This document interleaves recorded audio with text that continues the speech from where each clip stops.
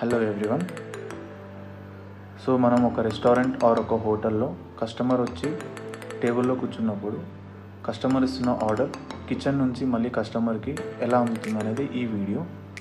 So ఇది bill master ఒక mobile view application. So bill master మీకు ప్లే స్టోర్లో కూడా అవైలబుల్ ఉంటుంది అండ్ మా పర్సన్స్ కూడా మీకు నియర్ బైలో వచ్చి డెమో చూపించడానికి కూడా ఎనీ టైం రెడీగా ఉంటారు. సో మనం సేల్ ఆప్షన్కి వెళ్ళాలి ఫస్ట్.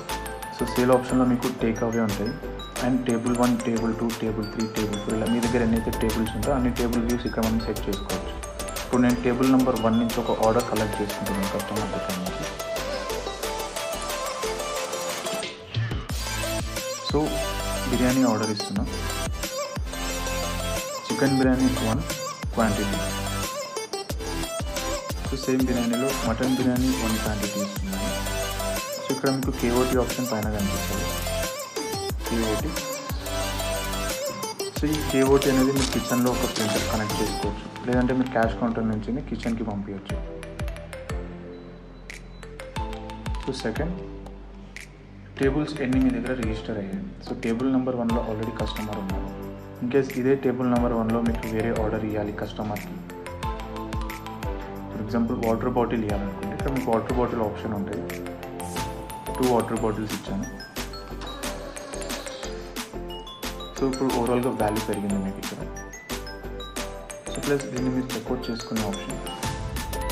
ఫైనల్గా ఇక్కడ మీకు డిస్కౌంట్ ఇవ్వాలంటే స్పెషల్ డిస్కౌంట్ ఆప్షన్ పైననే ఉంటుంది.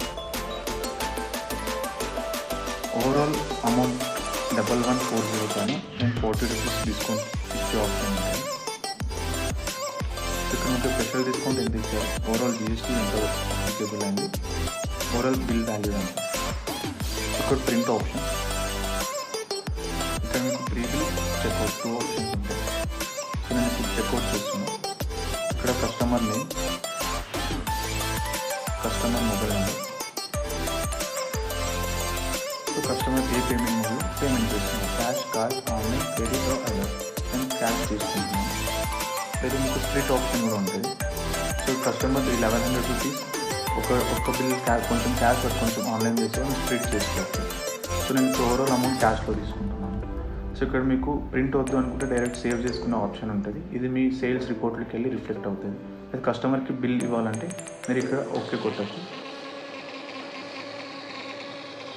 సో మీకు ఓవరాల్గా బిల్ అనేది ఇలా రిఫ్లెక్ట్ అవుతుంది. సో మీ shop name, address, GST number, mobile number, కస్టమర్ది, table 1 bill number, bill date and time.